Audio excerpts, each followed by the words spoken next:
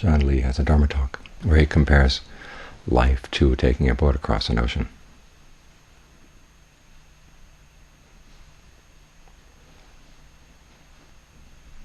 And the problem out in the ocean is there's no fresh water. For most of us, meditation is like stopping in a port, picking up some fresh water, putting it in the boat. And then we go out to sea, and then we discover that we've run out of water. And so we have to go back to port. And as a result, we don't get very far. And if we're not careful, the winds will blow us away from the coast, and we find ourselves without any water at all. In other words, when we meditate, we pick up a good sense of ease, sense of inner refreshment. It's like stocking up on water, and then we take it out and we pour the water all over the place. Then we have to come back, meditate some more, get some more water, back and forth like this. We never really stock up on enough water that we really need. So the trick is not to pour the water out. What this means is learning how to maintain your center with the breath inside the body, even when you go outside and deal with other people. This is one of the big issues in any meditator's life, is how you maintain that center even though you've got to deal with the people around you.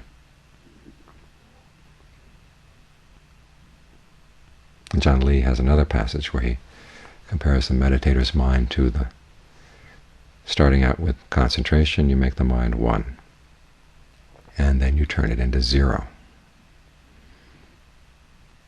Now when you have zeros, there are two things you can do with it. Either you can put them in front of numbers, which they have no meaning at all. You don't read them.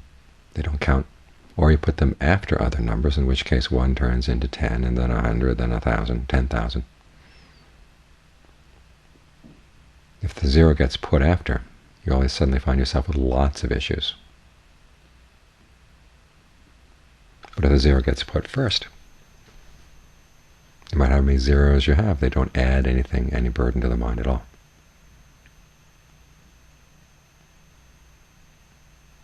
He says it's the same way with the mind becomes zero, and then you deal with other people, and what they say doesn't count. And it's interesting, he focuses on what other people say as one of the tests for a mind that's really at peace. The Buddha has a similar one in one of the Dhammapada verses. He says, when other people say harsh things to you and you don't reverberate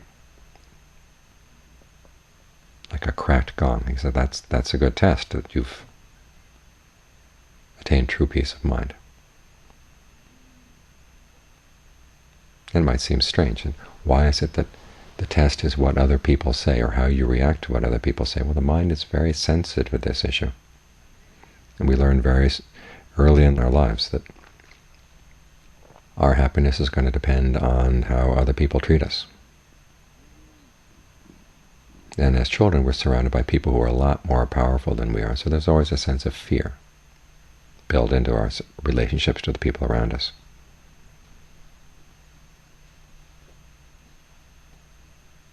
And so we start getting sensitive to other people's moods, sensitive to what they might do, what they might say. And our center of gravity goes outside because we're afraid of them. And we try to put up a wall outside ourselves to protect ourselves from them.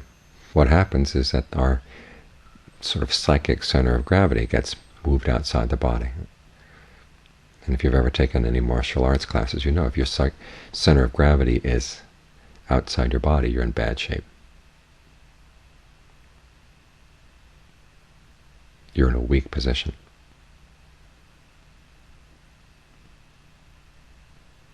Now the Buddha doesn't say to stop doing this and just be very selfish. He says there's a different way of approaching the whole issue of happiness.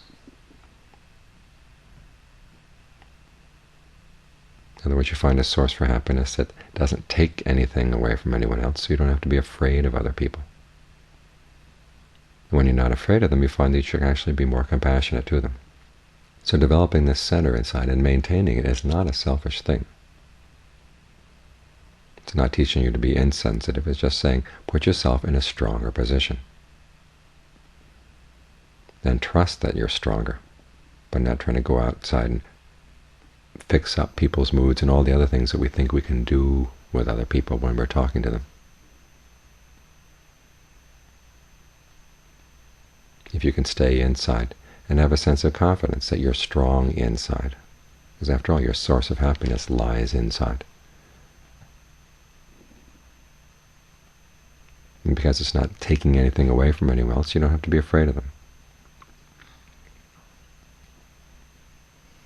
Especially when you can get your awareness to fill the whole body and get the breath flowing smoothly throughout the whole body.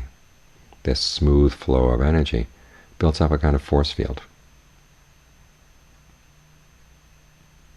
An image in the canon is the meditator is able to fill the body with awareness. It's like a door made out of solid wood. If you were to take a ball of string and throw it at the door, it wouldn't make any dent in the door at all. The mind filled with awareness, with the breath energy flowing smoothly, is the same sort of thing. It's solid. It resists outside influences. When your awareness doesn't fill the body like this, the Buddha says it's like taking a stone and throwing it into a ball of clay. The stone makes a big dent in the clay.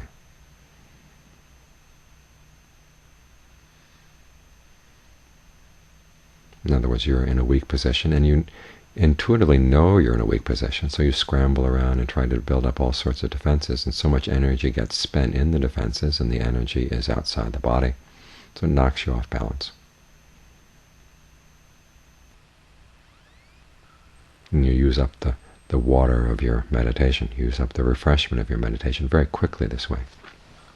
The trick, as Ajaan Lee says, is to have a little distillery in the boat. So you can take the salt water, put it in the distillery, and it turns into fresh water. So everywhere you go, you've got your fresh water.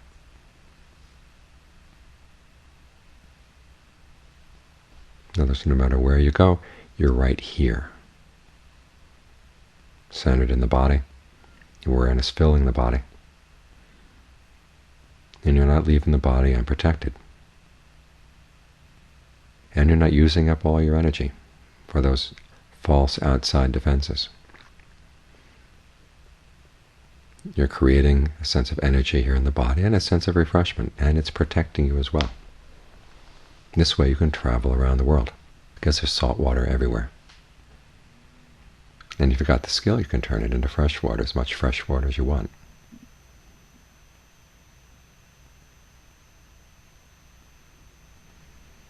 So as you leave meditation, it's important that you watch to see, how does the mind move? How does it go flowing out your eyes and ears and into space outside your body? And if you catch it and bring it back in, how is it going to complain? There's going to be a sense of fear, a sense of uncertainty about the whole thing of trying to stay inside. You feel, in the beginning, you may feel unprotected. Well, don't listen to those voices. Those are voices that took over your mind when you were a little child and didn't know anything. That was the best you could do at that time. Now you've got more skills, better understanding. So learn how to reason with that voice. And here is a good, solid place, a good, safe place, a secure place to be, right here inside the body. And you're operating from a position of strength. And just that much is a gift not only to yourself, but also the people around you. They'll sense the difference as well.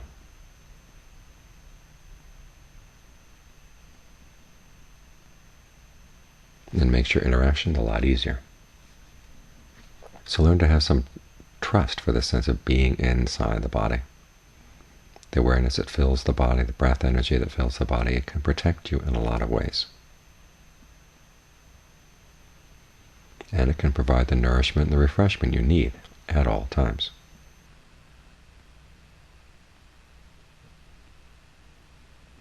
And a momentum develops in the practice.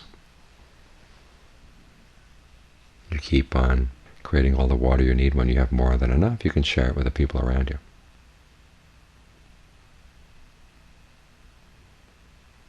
And your sense of what it means to be refreshed grows deeper and stronger.